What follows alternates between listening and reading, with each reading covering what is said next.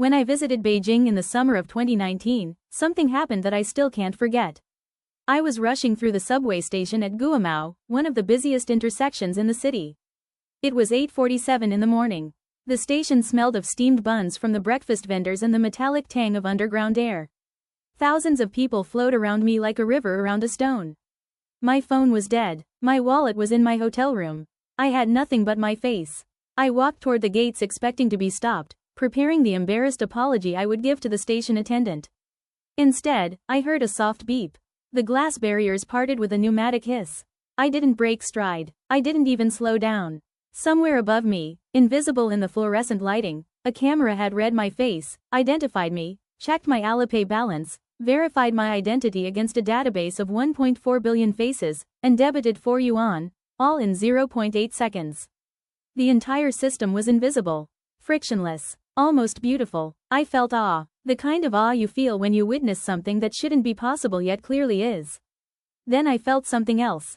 Dread. A cold, creeping unease that followed me up the escalator and into the blinding summer sunlight. Because in that moment, walking through those gates like a ghost passing through a wall, I realized something the West still doesn't understand. The AI race everyone is obsessing over, the one between Silicon Valley and Shenzhen, between democracy and autocracy, between us and them, is not the race we think it is. It's not about who builds the smartest chatbot or the fastest supercomputer. It's not even about who gets to AGI first, whatever that means. It's about two fundamentally incompatible visions of what AI should even do. What problems it should solve. What trade-offs it should make. What kind of future it should build. And the paradox is this: China is winning the race it designed for itself while losing the race the West thinks matters. China has deployed more AI into the physical infrastructure of daily life than any nation in history. But it cannot build a chatbot that feels truly intelligent. The West has created AI that can write sonnets and explain quantum mechanics.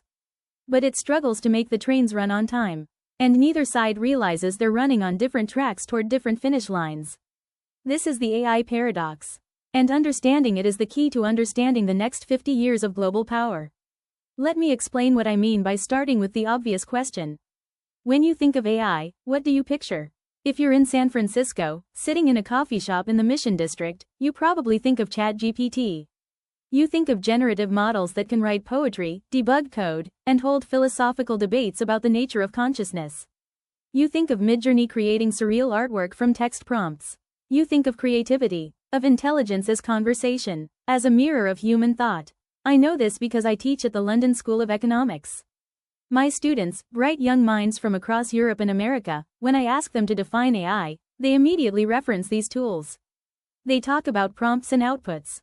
They worry about whether AI will replace writers and artists. They debate whether these systems are truly intelligent or just sophisticated pattern matchers. Their frame of reference is fundamentally linguistic, creative, generative. But if you're in Beijing, Shenzhen, or Hangzhou, you think of something completely different. You don't think of conversation. You think of the subway gate that recognized my face. You think of your phone's payment app that predicted you'd want coffee at 3 p.m. and automatically queued your order at the nearby Luckin before you even opened the app.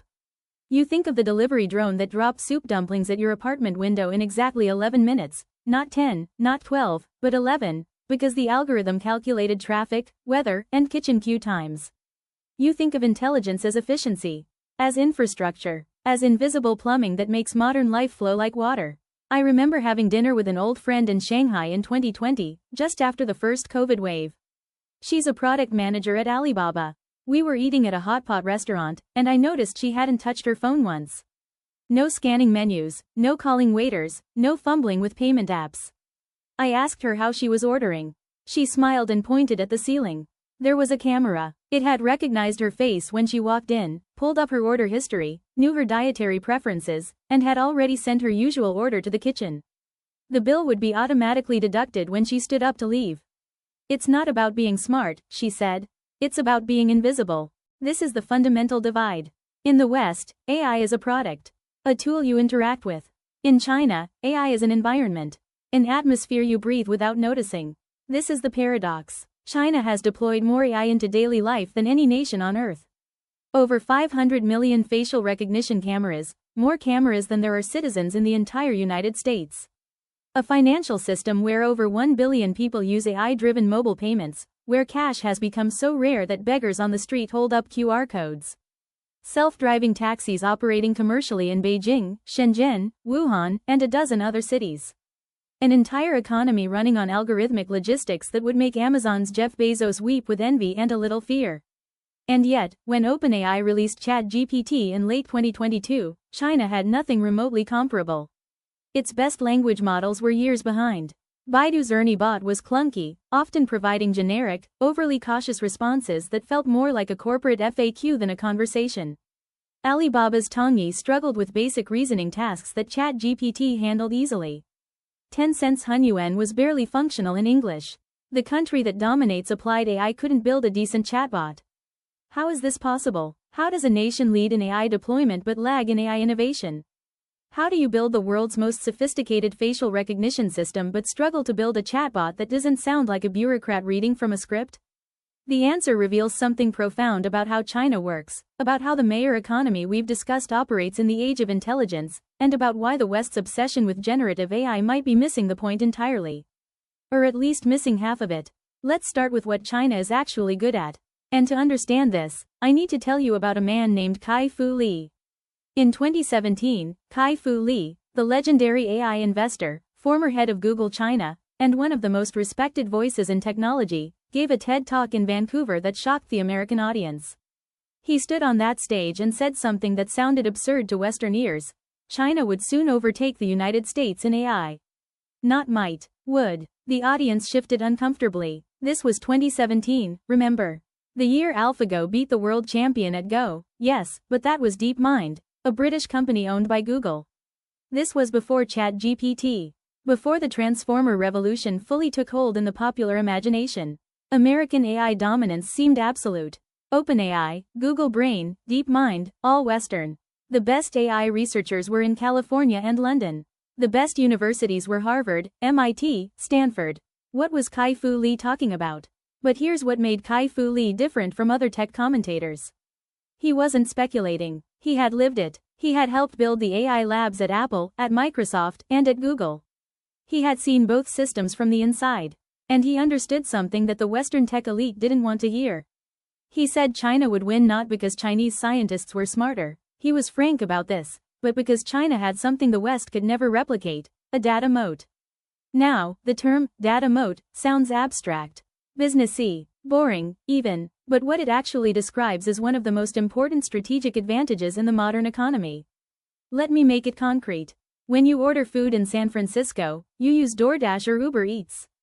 That's one data point. The company learns you like Thai food.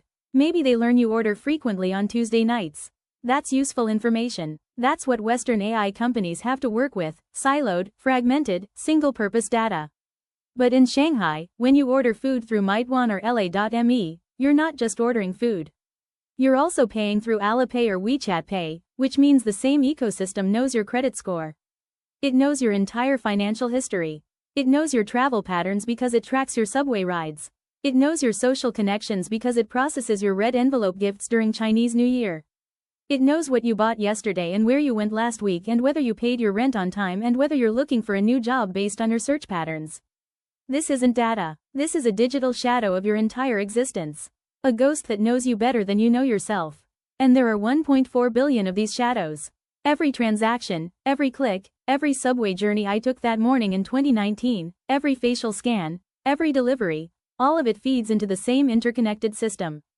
This is an ocean of behavioral data so vast, so detailed, so multidimensional that no Western company, no matter how sophisticated, has anything comparable. Google knows what you search for. Facebook knows who your friends are. Amazon knows what you buy. But in China, Alibaba, Tencent, and ByteDance know all of these things simultaneously about the same person, connected in real time, across every aspect of life. This is why Chinese AI excels at prediction. Not imagination. Prediction. The algorithms don't need to think creatively. They need to see patterns in oceans of data that no human could ever comprehend. And they're breathtakingly good at it. The system knows you will be hungry at 6:47 p.m. before you consciously feel the hunger. It knows the traffic jam will form on Dongxiamen Bridge 12 minutes before the first car slows down. It knows your elderly mother is developing early signs of diabetes based on her purchasing patterns 3 months before she feels symptoms. This is China's AI superpower. But it comes with a cost.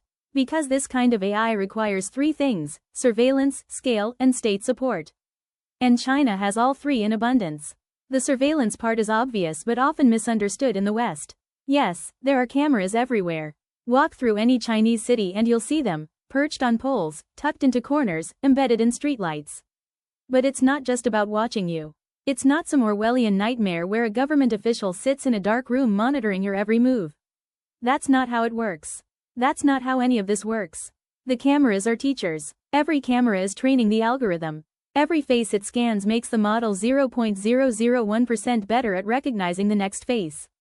This is why China's facial recognition technology is the best in the world. Not because Chinese engineers are inherently more brilliant than their American or European counterparts, but because they have access to billions of faces in uncontrolled, chaotic, real-world environments. Think about how most Western AI is trained.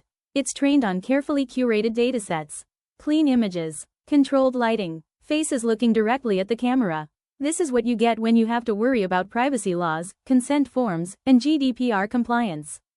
The data is limited, sanitized. But in China, the algorithms learn from reality. Faces in heavy rain, water droplets obscuring features. Faces half covered by surgical masks, long before COVID made masks universal. Faces turned away, caught mid-stride, partially blocked by umbrellas or shopping bags. Elderly faces with wrinkles that confuse standard models. Children's faces, constantly changing as they grow. The algorithm learns from every failure. And there are billions of failures, which means billions of learning opportunities. I visited a facial recognition company in Shenzhen in 2018, before the pandemic. The CEO, a man in his 30s wearing a Patagonia vest over a Xiaomi t-shirt, the uniform of Chinese tech entrepreneurs, showed me their testing facility. It was a mock street corner with cameras at different angles, different lighting conditions, different weather simulations. They had volunteers walk through while wearing various disguises, hats, glasses, scarves. The system could identify individuals with 99.8% accuracy even when 60% of the face was covered. The secret, he told me, is not the algorithm.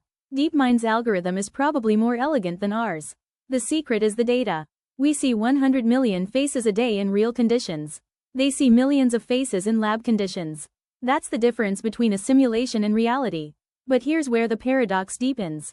This same system that makes China unbeatable at applied AI, at recognition, prediction, optimization, also cripples it in generative AI. Why? Because generative AI, the kind that writes essays, creates images, engages in open-ended conversation, requires something China's system fundamentally distrusts: unpredictability. Let me take you back to late November 2022. I was in my office at the London School of Economics. It was a grey afternoon, the kind of London day where the sky and the Thames seem to merge into a single sheet of pewter. My colleague knocked on my door. "Have you tried this ChatGPT thing?" he asked. I hadn't. I pulled it up, slightly skeptical. The tech world had promised revolutionary AI before. This felt like another overhyped product launch. I typed in a test question: explain the economic implications of China's dual circulation strategy in the context of US-China decoupling. 30 seconds later, I was reading a coherent, nuanced analysis that would have earned a solid B+ in one of my graduate seminars. It understood the geopolitical context. It drew connections between domestic consumption and external trade. It was wrong about some details, but it was thoughtfully wrong. I spent the next 3 hours asking it progressively stranger questions. I asked it to write a Shakespearean sonnet about blockchain. It did. I asked it to debate with itself about whether China's growth model was sustainable. It constructed arguments for both sides. I asked it to explain quantum computing to a 5-year-old. It used the metaphor of a magical library where books could be in multiple places at once. It was messy. It hallucinated facts occasionally. It sometimes said things that were borderline offensive before self-correcting. But it was alive with a kind of creative energy that felt genuinely new. I immediately thought about my colleagues in Beijing. I wondered what they would make of this. I tried to access ChatGPT from a Chinese university VPN. Blocked. Within weeks, the Great Firewall had quietly strangled access. Not officially. No press release from the Cyberspace Administration of China. Just a silent blackout. If you tried to reach OpenAI's servers from mainland China, the connection timed out. The page didn't load. The system simply pretended ChatGPT didn't exist. Why? On the surface, the reason seemed obvious. ChatGPT is a black box of uncontrolled speech. You can't predict what it will say. You can ask it about Tiananmen Square, about Tibet, about Xinjiang, and it will give you answers based on its training data, which includes Western news sources, academic papers, and uncensored internet discussions. For a system built on prediction and control, this is intolerable. The Chinese internet operates on a principle of prior restraint. Content is filtered before it reaches users. Keywords are blocked. Sensitive topics are scrubbed in real time. But ChatGPT is generative. It creates new text from scratch. You can't pre-censor something that doesn't exist yet.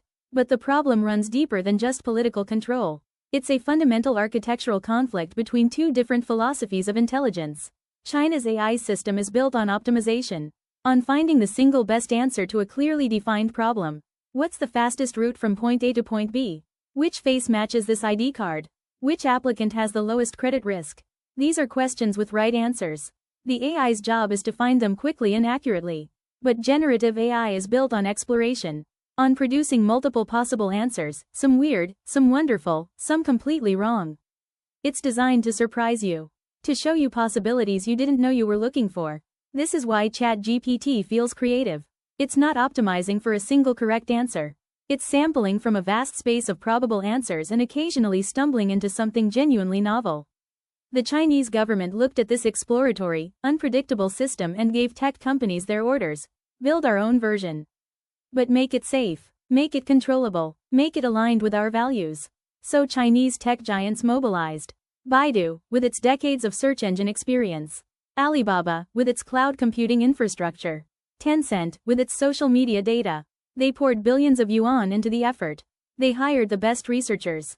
They built massive computing clusters. But they ran into a trap. A trap built into the very architecture of control. To build a good generative model, you need two things. First, you need vast amounts of open-ended text data. Wikipedia articles, Reddit discussions, news from diverse sources, blog posts, Twitter threads. The messier and more diverse, the better. The model learns not just facts but the patterns of how humans think, argue, joke, and create. But in China, the internet is curated. The Great Firewall doesn't just block foreign sites. It shapes the entire information ecosystem. Sensitive topics are scrubbed. Politically incorrect opinions are deleted before they can spread.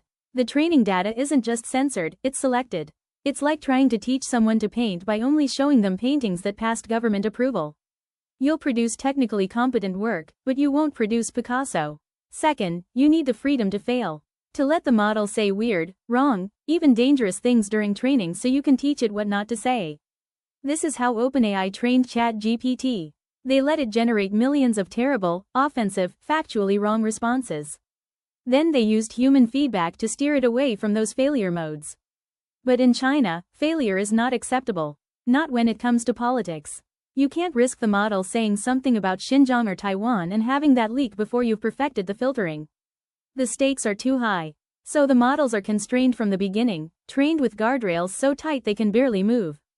The result? Chinese chatbots that are technically functional but creatively lobotomized. I tried Baidu's Ernie bot when it launched. I asked it the same questions I'd ask ChatGPT. Explain China's economic challenges. It gave me a response that read like it was copied from a People's Daily editorial. Technically accurate, politically safe, utterly boring. I asked it to write a poem about freedom. It refused, saying the topic was too sensitive. I asked it to debate whether economic growth or environmental protection should be prioritized. It gave me a both sides non-answer that committed to nothing.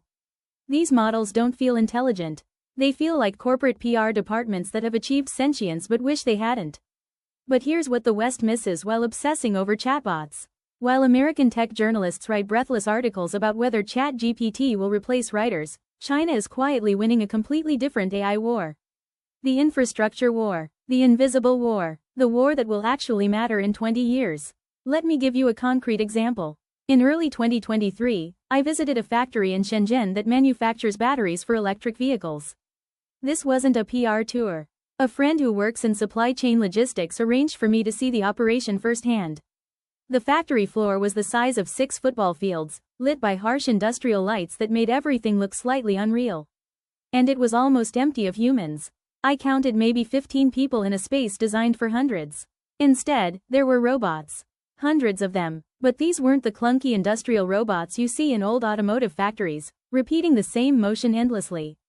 These were different. They moved with an eerie coordination, like a school of fish or a flock of birds. They anticipated each other. They adapted in real time. The factory manager, a woman in her 40s with a PhD in electrical engineering from Tsinghua, walked me through the system. Every robot is connected to a central AI that optimizes the entire production line simultaneously, she explained. We stood on a catwalk overlooking the floor. The robots hummed and whirred below us. The system monitors 47,000 variables in real time. Temperature, humidity, material viscosity, machine vibration patterns. It predicts equipment failures 3 days in advance with 94% accuracy. Last month, it warned us about a bearing that was wearing down in machine 47B. We replaced it during a scheduled break. If we'd waited for traditional diagnostics, the machine would have failed during a major production run. We would have lost 200,000 yuan. She pulled up a screen on her tablet showing energy consumption patterns. The AI adjusted production speed based on electricity costs, which fluctuate throughout the day in Shenzhen based on grid demand. It could even negotiate with suppliers algorithmically. We have contracts with 3 lithium suppliers, she said. The AI monitors their inventory levels, their production capacity, even weather patterns that might affect their mining operations. When it detects an opportunity, when one supplier has excess inventory they need to move quickly, it automatically negotiates a volume purchase at a discount. I asked her about the human workers I'd seen. What were they doing? She smiled, watching the AI, making sure it doesn't optimize itself into a corner. Last year, the system discovered it could increase efficiency by 3% by running at higher temperatures. But higher temperatures degrade battery quality over the long term. The AI didn't care. It was optimizing for production speed, not product lifespan. That's where human judgment comes in. This is where China's AI advantage lies. Not in chatbots, not in creative applications, but in logistics, in manufacturing, in the messy, physical world of making and moving things. China's AI doesn't write poetry. It runs the most efficient supply chain in human history. And this is powered by something uniquely Chinese, the mayor economy operating at AI speed. Remember the concept we discussed in previous talks? Local officials competing to boost GDP, acting as venture capitalists for their regions. Now imagine that system turbocharged with artificial intelligence. Mayors don't just build factories anymore. They build intelligent industrial clusters. Self-optimizing economic ecosystems. Here's how it works in practice. A mayor in Hefei decides his city needs to dominate the AI chip sector. This isn't just an ambition. It's a calculated bet based on data. First, he uses government databases, and in China, the government has extraordinary access to data, to train AI models that predict which startups in the AI chip space have the highest probability of success. Not based on pitch decks or founder pedigrees, but on hard behavioral data. How many engineers are they recruiting? What's their burn rate? Who are their suppliers? What patents are they filing? The system identifies 3 promising companies. The mayor's office reaches out, not with generic tax breaks, but with customized support packages. One company needs access to fabrication facilities. The mayor connects them with a state-owned factory that has excess capacity. Another company is struggling to recruit talent from Beijing. The mayor's office uses facial recognition systems integrated with hiring databases to identify engineers who are visiting Hefei, maybe for conferences or family visits, and automatically sends them recruitment messages highlighting housing subsidies and school placements for their children. The third company needs testing infrastructure. The mayor builds it, not slowly, through normal procurement channels, but fast. Ground breaks on Monday. The facility is operational by Friday. This is the speed advantage of authoritarian capitalism. But it goes deeper. The mayor's AI systems integrate with the company's production systems. The city's logistics AI optimizes delivery routes for the chip company's supply chains. The power grid AI gives them priority access during peak production periods. The housing algorithm ensures their employees get apartments near the factory to minimize commute times. The entire city becomes a smart machine optimized for one goal, making Hefei the AI chip capital of China. And it's working. Within 3 years, Hefei went from an obscure provincial capital to a genuine competitor with established tech hubs. This mayor economy AI fusion creates what I call high-velocity development. It's not sustainable in the long term. We'll see bubbles, misallocation, spectacular failures. But in the short to medium term, it's devastatingly effective. And this is why foreign companies, despite all the geopolitical tensions, all the talk about decoupling, all the risks, are still deepening their investments in China. Tesla's Shanghai Gigafactory isn't just the most productive car factory in the world. It's a laboratory. Elon Musk has said publicly that Tesla learns more from 1 month of operation in Shanghai than from 6 months in Fremont, California. Why? Because the entire ecosystem, suppliers, logistics, government support, worker training programs, is AI optimized for manufacturing efficiency. Siemens opened an AI research center in Beijing in 2021, at the height of US-China tensions. When asked why, their CTO said something revealing: "We need access to the data flows. The real-world deployment data. You can't simulate this in Munich." Apple has tried for years to diversify its supply chain away from China. Tim Cook has visited Vietnam, India, Brazil. And yet, the majority of iPhones are still assembled in China. Not because labor is cheap, it's not, anymore. But because the supply chain ecosystem, increasingly managed by AI logistics systems, is so sophisticated that replicating it elsewhere would take a decade and cost hundreds of billions of dollars. They stay not despite China's AI capabilities. They stay because of them. But there's a darker side to this story. And this is where my dread in that subway station comes from. This is the part that followed me up the escalator and into the Beijing sunshine and has never quite left me. Because China's AI advantage is built on a foundation that might ultimately be its greatest vulnerability: the willingness of its citizens to sacrifice privacy for efficiency. Or perhaps not even willingness. Perhaps inevitability. When the entire infrastructure of modern life runs on surveillance, can you even call it a choice? Every optimization, every prediction, every invisible convenience requires data extraction. The subway system knew my face because cameras tracked me. The food delivery app knew my preferences because it monitored my purchases. The credit system knew my reliability because it analyzed my payment patterns. Each individual instance seems harmless, helpful, even, but together, they create something unprecedented in human history: a society where privacy isn't stolen, it's voluntarily surrendered in exchange for convenience. I have younger cousins in Beijing, born in the late 1990s. They are what we call the digital natives of the AI age. They have never known a world without smartphones, without facial recognition, without algorithmic recommendations. I asked my cousin Zhang Wei, who works at a tech startup in Zhongguancun, Beijing's Silicon Valley, what he thought about the cameras. About the data collection. He looked at me like I'd asked a strange question. "Why would I care?" he said. "I'm not doing anything wrong.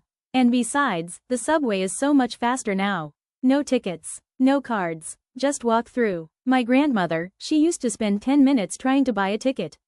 Now she just walks. Isn't that better? And here's the thing, he's not wrong. It is better. Objectively, measurably better. The system works. That's the trap. That's the Faustian bargain. Because when you trade privacy for efficiency, you don't notice the cost immediately. You notice the subway running faster. You notice your packages arriving on time. You notice the restaurant remembering your order. The costs are abstract, theoretical, somewhere in the future. But what happens when this system reaches its logical conclusion? Let me paint you a picture of a possible future. Not a guaranteed future, but a plausible one, given current trajectories. It's 2030. You're a citizen of a mid-sized Chinese city, let's say Chengdu. You wake up, and your smart home system has already adjusted the temperature based on your sleep patterns and today's weather forecast. Your alarm goes off at the algorithmically optimal time to maximize your alertness based on your REM cycle data. You get dressed. The clothes are delivered yesterday by a drone that predicted you'd need them based on your calendar, work meeting today, and your previous purchase patterns. You didn't order them. The system ordered them for you, charged your account, and they arrived while you slept. You leave your apartment. The elevator arrives before you push the button because the building's AI knows you always leave at 8:17 a.m. The car-sharing service has a vehicle waiting because it predicted your route. The city traffic system has pre-optimized the signals along your path. Everything is seamless. Everything is efficient. Everything is predictable. And here's where it gets darker. The same AI that makes your life convenient also knows when you're deviating from pattern. It knows if you take an unusual route. If you visit an unexpected location. If you meet with people outside your normal social circle. On its own, this is just data. But combine it with sentiment analysis from your social media posts, spending pattern changes that might indicate stress, irregular sleep patterns that the smart home logged, and the system can predict when you're unhappy. When you might be planning something disruptive. When you might be a problem. You don't need a police state with officers on every corner when the infrastructure itself is the surveillance system. The city knows you better than you know yourself. And it uses that knowledge not to oppress you overtly, but to nudge you. To gently keep you within acceptable parameters. Maybe your social credit score drops slightly when you post something critical online. Not enough to ban you from trains, just enough that your loan application gets a slightly higher interest rate. Maybe the algorithm stops recommending certain content to you. Not censorship, exactly, just algorithmic curation for your own good. This is the danger I saw in that subway gate. Not because facial recognition is evil, but because efficiency and control are two sides of the same coin. And once the infrastructure is built, once everyone is dependent on it, opting out becomes effectively impossible. And here's the final twist. The part that keeps me up at night. The West looks at this and says, we would never allow that. We value privacy. We have laws. We have the Fourth Amendment and GDPR and democratic oversight. But look around. Really look. Your phone tracks your location constantly. Google knows more about your search history than you remember yourself. Amazon's recommendation algorithm knows what you'll want to buy before you do. Facebook's AI curates what news you see. Your car reports your driving habits to your insurance company. Your smart TV listens to your conversations. The doorbell camera records everyone who approaches your house. The difference is that in the West, this surveillance is privatized. Fragmented. Sold to the highest bidder. 20 different companies know 20 different things about you. They trade that information in opaque data markets you never consented to and barely understand. In China, the surveillance is centralized and serves the state.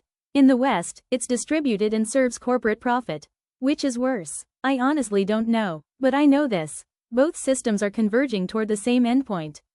An AI-saturated world where privacy is a luxury good only the rich and paranoid can afford, and convenience is a drug we can't quit because quitting would mean opting out of modern society entirely. The Chinese model gets there faster and more systematically.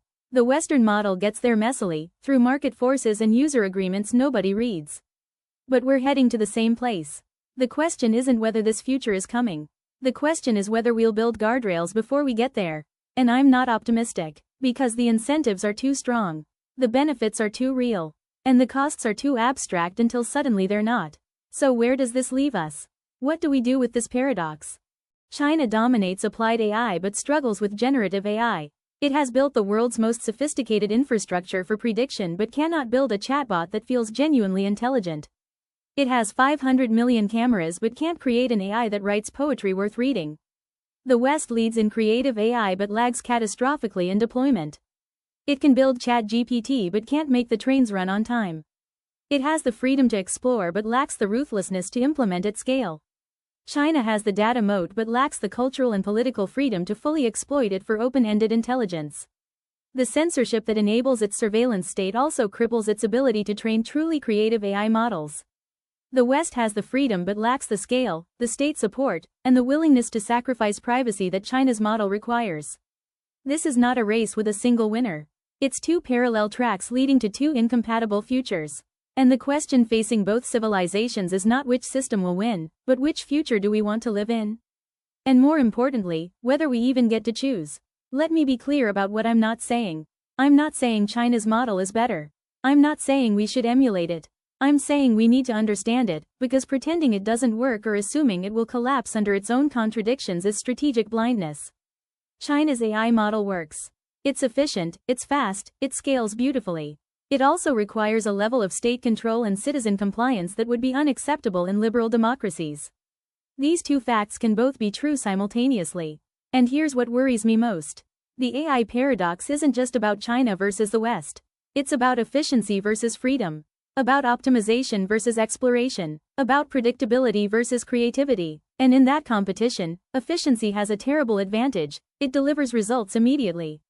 Freedom delivers results eventually, maybe, if you're lucky and patient. When Chinese citizens walk through subway gates with their faces, they don't think about surveillance.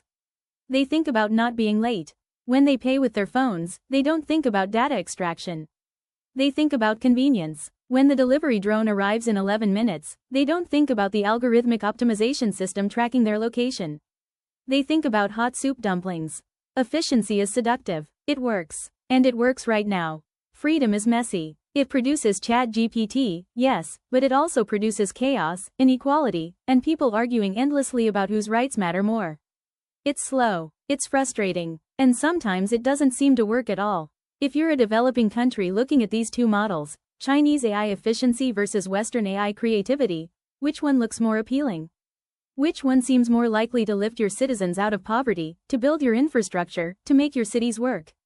This is why the AI paradox matters globally. It's not just about the US and China. It's about which model the rest of the world will choose to follow. And right now, for many countries, China's model looks pretty attractive. I walked out of that Beijing subway station in 2019 and into the summer heat. The streets were alive with electric scooters, their batteries managed by AI optimization algorithms. Delivery drones hummed overhead. The traffic lights changed in patterns I couldn't predict, orchestrated by a central intelligence to minimize congestion. It felt like the future. Clean, efficient, almost beautiful in its precision. And for a moment, I wanted to stay. I wanted to live in that seamless, frictionless world where everything just works. But then I thought about the cameras. About the data flowing through invisible networks, creating my digital shadow, that ghost that knows me better than I know myself. About what happens when efficiency becomes the only value, when optimization becomes the only goal. I thought about the ChatGPT interface on my phone, blocked by the Great Firewall. About the Ernie bot that refused to debate ideas freely. About the choice between a system that works brilliantly but watches constantly, and a system that's messy and slow but lets you think dangerous thoughts. And I realized, this future works brilliantly, as long as you never want to step outside the algorithm. As long as you never want to go somewhere unpredictable. As long as you're content to be optimized. The West doesn't have that problem yet. But we're building our own version. The surveillance isn't centralized, but it's comprehensive. The optimization isn't state-directed, but it's ubiquitous. We're building the same cage, just with different contractors. Here's what I think is really happening. Both civilizations are discovering that AI, at scale, requires trade-offs we haven't fully reckoned with yet. China chose efficiency over privacy and got a system that works but watches. The West is choosing freedom over efficiency and getting a system that's creative but chaotic. Neither has figured out how to get both. And maybe you can't. Maybe it's a genuine trade-off. Maybe the kind of AI that makes subways frictionless requires the kind of surveillance that makes freedom impossible. Maybe the kind of AI that writes creative poetry requires the kind of open data ecosystem that makes centralized control impossible. If that's true, then we're not looking at a race. We're looking at a fork in the road. Two different species of technological civilization, evolving in parallel, each with strengths the other envies and weaknesses the other fears. The Chinese model will produce incredible infrastructure. Smart cities that actually work. Logistics systems of breathtaking efficiency. An economic machine that optimizes itself in real time. But it will struggle to produce genuine innovation, the kind that comes from unpredictable thinking, from exploring ideas that don't fit the plan. The Western model will produce creative explosions. AI that makes art, that explores new scientific hypotheses, that has conversations that surprise us. But it will struggle to implement those innovations at scale, to build the infrastructure, to make the trains run on time. And the tragic irony is that each side knows exactly what it's missing. Chinese engineers look at ChatGPT with envy. American urban planners visit Shanghai and marvel at the efficiency. But neither system can easily adopt what the other has without fundamentally changing what it is. The AI paradox, then, is not just about China versus the West. It's about the architecture of intelligence itself. About whether you can have both optimization and exploration, both efficiency and freedom, both predictability and creativity. I don't know the answer. I don't think anyone does yet. But I know this, we're not just building AI. We're building the operating system for civilization itself. We're encoding values into infrastructure. We're automating not just our tasks but our choices. And once that infrastructure is built, once everyone depends on it, changing direction becomes almost impossible. The decisions we make now, about what kind of AI we build and what trade-offs we accept, will echo for generations. The race isn't over. It's just beginning. And the prize isn't dominance. The prize is figuring out whether we can build intelligence that serves humanity without surveilling it. Whether we can have efficiency without authoritarianism. Whether we can have freedom without chaos. That's the real race. And it's not clear anyone is winning.